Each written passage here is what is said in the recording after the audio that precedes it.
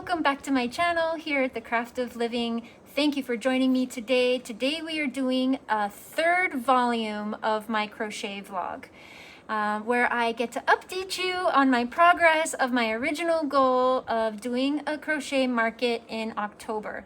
I did set the date. It was very scary. I haven't turned in my application yet, but it's set for this Saturday, in my head anyway, for this Saturday, and I'm setting up. And you guys, it's been quite a process. It's been quite an unfolding, and lots of fun, lots of excitement, lots of progress, lots of unexpected surprises, lots of frustration. My original plans in the earlier videos were talking about me putting patterns out every week, and I was going to do and make up those babies and those amigurumis, but that didn't end up happening. The patterns were very involved, a lot of them. Like one of them is 59 pages long. So probably not going to be doing that one on a regular basis. So there was a huge learning curve, basically is what I'm trying to say. And you know, you saw the video with the huge axolotl where I read the pattern wrong and I mixed up my yarns and I used the blanket yarn instead of the velvet yarn. And at that time, I did not know the difference because they were both Bernat to me. But I had to like learn through it and do the whole amigurumi before I was like, oh my God, now that's what they mean. So anyway, it turned out to be a good thing because I have it for a display now, an attractor that draws people in. It took a lot of stuffing, but I wanted to share with you in this process just a little bit.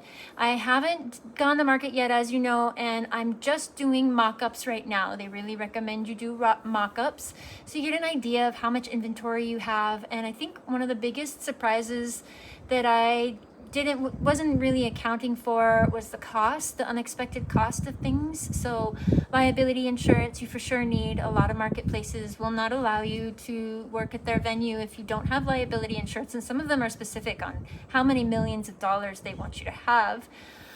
Tent weights, some of them are ridiculous, and they want you to have like 50 pounds of weight per leg. That is a lot. I went ahead and went with the sandbags for my tent weights as opposed to the 10-pound discs. The sandbags, they are extra large, could hold up to 38 pounds, and I thought that would be a better bet. So I ordered that, and so the liability insurance, the extra extraneous things like the tent weights and the bins and the display items and the signs and the I was like, oh my God, I don't have any of those things. I don't even have, you know, like a coffee mug holder that I could double as a display.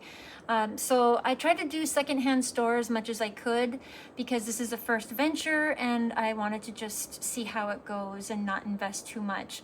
But I do recommend getting tablecloths, spandex tablecloths. They make it look so professional. I do recommend getting a banner and tagging a lot of your stuff. So I'm going to take you right now to take a look at my mock-up. We're in the process of deciding what exactly we need. So let's go, I'll take you out there.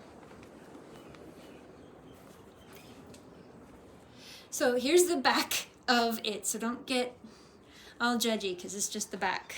Okay, so if this were the front of my booth, now you can do this without the tent. You can just tape it off. As you can see, I've taped off over there and it's over there is the other one.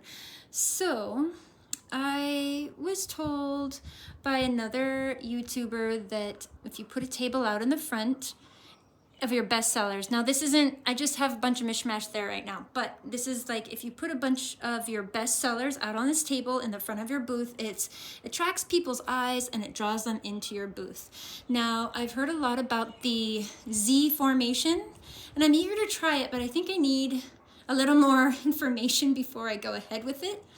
And right now we were just trying to figure out if I even needed more tables. Like for this, for instance, one of my spandex tablecloths that I ordered was the wrong size. I ordered it for a 4-foot table, guys. This is a 5-foot table. It didn't work, so we're using a sheet temporarily. This is not what I want to do long term, but so I would have that set up with These are some good selling items. Come check it out. And then down there, for the sake of cutting down on some of my signage, I wanted to make a little $5 bin. It's like, these are $5, make it really, really cheap and easy. So this is the rest of my grid wall. I have my velvet wristlets here. I have my faux fur scrunchies there. That sign is going to read, buy 3, get 1 free, mix and match. And I finally found a stand for my tree sprites. And guess what? As I was filming this, this guy got delivered today too. So I was contemplating getting another table to have 3 tables. So this one is a 6-foot table. That one is a 5-foot table. I have that one just came in yesterday, and that one just came in today. So I'm not sure I really need an extra table just yet. As from what I can see, in my personal opinion, it looks a tad bit sparse. But it is because I'm not really putting a lot of my doubles out. So I have 1 more axolotl, I have 2 of each of the large octopi, but just for the sake of, what's it called, rarity and urgency, we just put out 1 set. But in my opinion, it still does look a bit sparse. So let's just walk through it as if you were a customer checking things out. Now I do have another blanket. It's a whip or a work in progress. I'm not quite done, only a quarter of the way done with the boy version of that one, which would go up there. This is that table that I got. It's pretty cheap off of Amazon, as well as this one. I think it's as cheap as you're gonna get nowadays for these types of shelves. And let me tell you, this is extremely, extremely light, and this folds up flat. But you have to take this thing off. That's the one thing they don't tell you. You have to disassemble this. It doesn't just slide in. There's a screw and bolt. You have to undo that and redo that every time. So that's just FYI if you decide to get that. So I put one of my mermaids down there, my Haunani mermaids. Let's see, she needs to be a little bit more out. And those are my sloppy sloshers. They are the reusable balloons for water balloon fights, basically. I have 2 sets there just as a sampler. I'm not sure if they're gonna sell. That's the guy that I made a mistake on. We'll see if he attracts any into my store. And then I have my mermaid, like I said.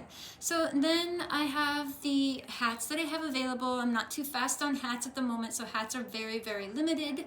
But I have my Flipsy Frog, another tree sprite, 2 leggy frogs, which I plan on discontinuing. All of my mini tacos, they're called here in Hawaii. My little chicks, which I'm probably gonna discontinue. And then my Chester chickens and Charlie chickens are back there. They're the big bit of a snugglers. I have my onigiri, or rice balls, as a lot of people know them as. And of course, my large tacos, Uli the octo. Hey, how'd that get there? So I have stickers also for sale there, and I have my mini velvet axolotl here, super soft, super plush. And 1 more set of Flipsy Frogs, a little baddie just for Halloween. I really didn't make anything for Halloween. This is from last year, honestly. And I'm ready to let him go and fly free. So then I have my little nest of honeybees. This one is actually my own pattern, very proud. It's my very first own pattern, and no, I haven't written it down yet, and it's not available just yet. I'll cross that bridge at a later date.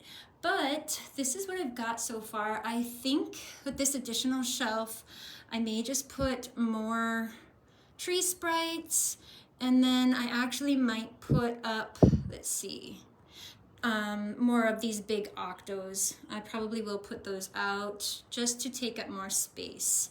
But that is all I have so far right now. That sign is going to say how much things are that I don't have price tags for. So I don't have price tags for Chester the chickens. That's Pew Pew, actually. It's a little character from a cartoon character, Molang and Pew Pew. I made him off of that guy. He doesn't have a price tag. My onigiris don't have price tags. And I think that's about it. So I'm gonna go ahead and put their signs there that tell how much all that stuff is, as well as my stickers. that's where I plan on sitting and cashing people out while I work on my own projects, greeting people, trying to be open. But that is what I have so far, guys. Let me know what you think. Thank you for coming along with me on this process. It's been really fun, and it's very scary to go out of your comfort zone. This is something like I've never done before in my life. So let me know what you think, and yeah, I guess that's it. I will see you guys next time. Thank you so much for stopping in today and checking me out, and we will see you again next time. Peace.